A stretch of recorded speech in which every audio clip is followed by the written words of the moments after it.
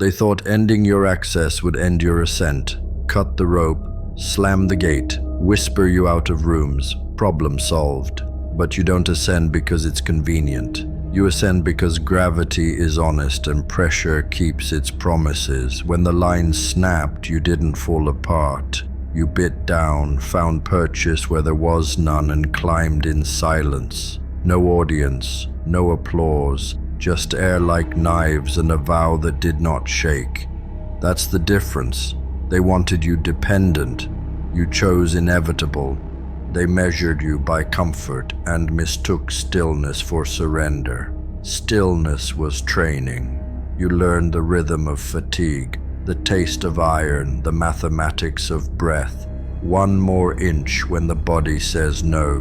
One more pull when the mind negotiates. You stopped praying for easy and started respecting necessary. The work became a creed. The creed became a spine. And when you rose again, you rose like a verdict. Slow, exact, unarguable. They try to speak your name like a warning now, as if caution could cage what discipline has already set loose. You don't posture, you don't perform. You enter, and the room recalibrates. Eyes adjust to a new horizon line. Clocks seem louder. People choose their words like they're walking barefoot on glass. Not because you're loud, but because your quiet has weight. You don't threaten outcomes. You are the condition under which outcomes occur. You don't chase doors anymore. You build corridors through walls that swore they were permanent. You set terms with posture, not paragraphs. Boundaries became architecture. Routine became armor. Loyalty is earned in the headwind, not the sunshine. You keep few around you and expect much of yourself most of all. The circle is smaller, the standard is taller. If they can't breathe at this altitude, they're welcome to descend. They cut the rope, you climbed with your teeth, and now the summit wears your fingerprints. Let them argue about how you got here while you widen the path for no one. The wind doesn't sign permission slips, and neither do you. From here on, progress is simple if not easy. Hold the line, take the inch, own the silence. When they finally arrive where you started, you'll already be higher, steady, unshaken, moving like a law that doesn't need to be spoken to be obeyed. The truth is, they didn't remove your advantages, they removed your excuses. When the lifelines disappeared, so did the distractions. No more waiting for a call, a handout, a cosign. Just you, the climb, and the promise you made when no one was listening. That kind of solitude is a forge. It burns away the parts of you that needed applause and leaves only steel. You became the sort of person who doesn't need the door to open because you learned to move the hinges. They expect chaos from you now, but what they meet is order. You count the steps, you measure the breath, you stack small wins until they weigh more than any setback. Precision is your rebellion. Discipline is your defiance. While they sprint for moments, you build for miles. You don't trade momentum for attention. You let the work speak in a language of outcomes. That's why their noise no longer touches you. Results make excellent earplugs.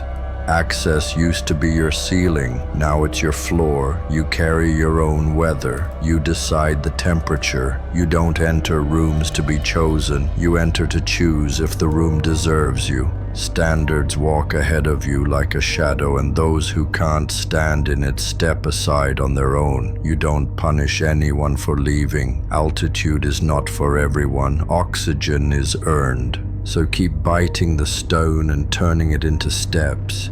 Keep your rituals ruthless and your circle quiet.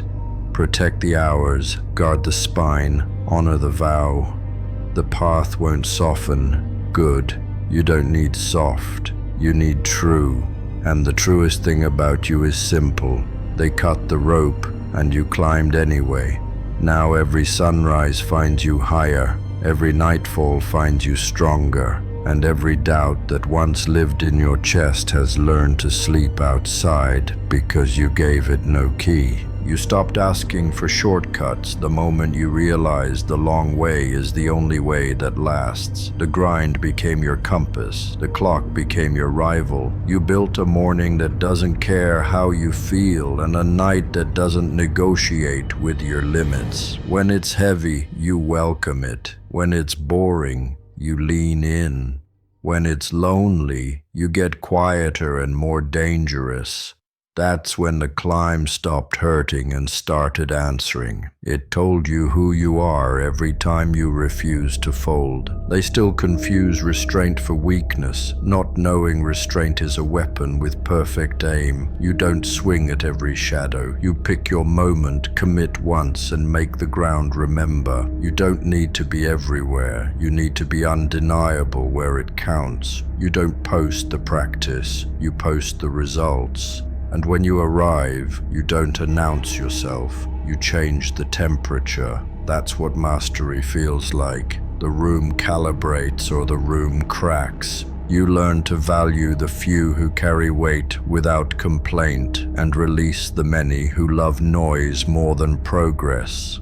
Loyalty is measured at altitude, not attitude. You keep your circle small enough to fit inside a promise, and your standards high enough to scrape the sky. No explanations, no apologies, just a cadence that never stutters and a spine that never bargains. If they call it cold, let them. Steel is always colder than clay. So you keep moving, inch by inch, brick by brick, until the summit looks ordinary and the next climb is already mapped. You don't hope for momentum, you manufacture it.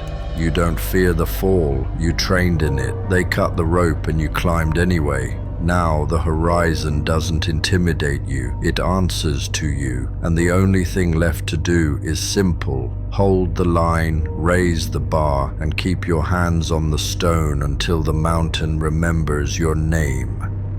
You learned to be your own momentum. When the hill steepened and the air thinned, you stopped bargaining and started counting. Breaths, steps, reps, pages, calls. You turned progress into a ritual that doesn't ask for your mood. The world called it obsession, you called it alignment. And alignment made you unshakable, not louder, steadier, not faster, inevitable. That's why doors don't feel like obstacles now, they feel like measurements. If it resists, you're on the right track. If it groans, keep pushing. Steel sings before it yields. They still wait for a flare of emotion they can exploit, but you've replaced sparks with furnaces.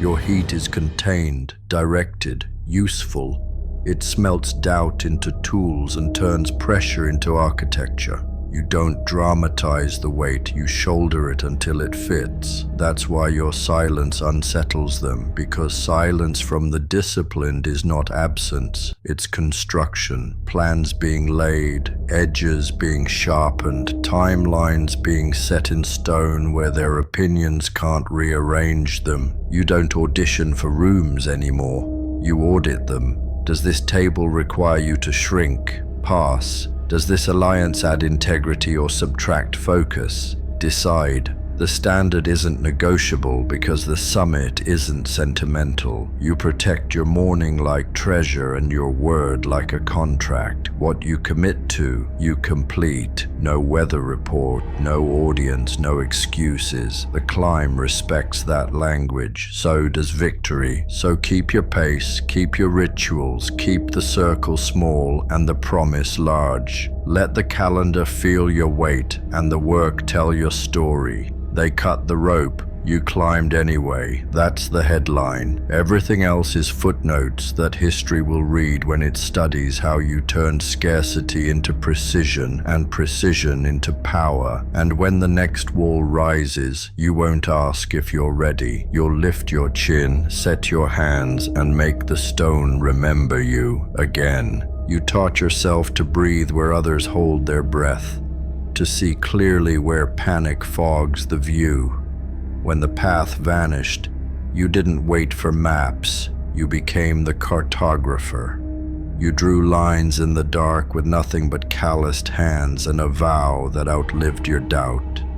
The lesson hardened into law. The ground belongs to the one who shows up when it is least welcoming, and you kept showing up until the ground stopped testing you and started carrying your weight. You no longer chase the roar of crowds. You cultivate the hush before impact. That quiet is your workshop. In it, you tune the pace, sharpen the edge, and choose the single place your strength will land. Precision has replaced permission.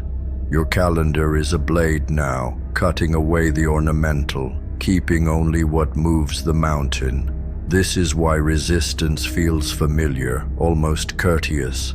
It meets you at dawn, bows its head, and tries again tomorrow. So do you. They will call it luck because discipline is unflattering in the mirror. They will call it timing because consistency embarrasses their excuses. Let them. You answer only to results and the promise you keep with yourself. You were not built to dazzle for a moment. You were built to endure beyond their attention span. Endurance became stature. Stature became silence with gravity in it. And gravity does not negotiate. So you keep the vow, protect the morning, guard the standard, measure the day by what you carried when it was heavy, not by how loudly you complained. If the wind rises, lean forward. If the stone resists, change angles. If the climb bites, bite back. The work does not love you, but it respects you now. It moves for you because you moved for it first. And when the summit comes into reach, you won't celebrate like a tourist. You'll set your hand on the rock, breathe once, and turn to the next ridge, because the truth has never changed. They cut the rope, and you climbed anyway. Now the horizon is not a finish line, it's an invitation, and you accept it the same way you've accepted every hard thing that made you, quietly, fully, without a backward glance. Just like, comment, and subscribe.